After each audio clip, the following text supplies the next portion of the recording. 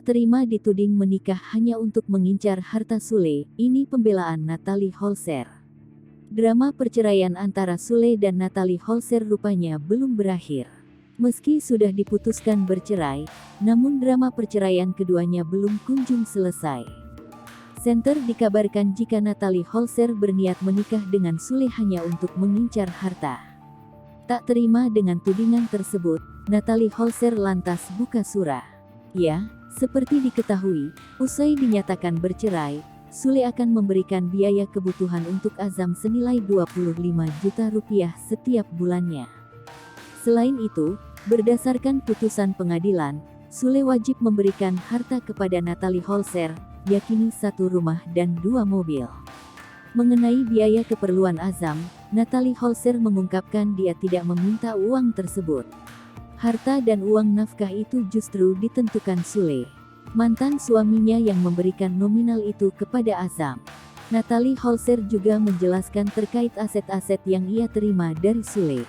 Diakui Natalie, ia mendapat kado dari Sule semasa menjadi suami istri seperti rumah dan mobil. Di samping itu, Natalie Holzer mengatakan jika dirinya menikahi komedian Sule bukan karena harta, melainkan mencari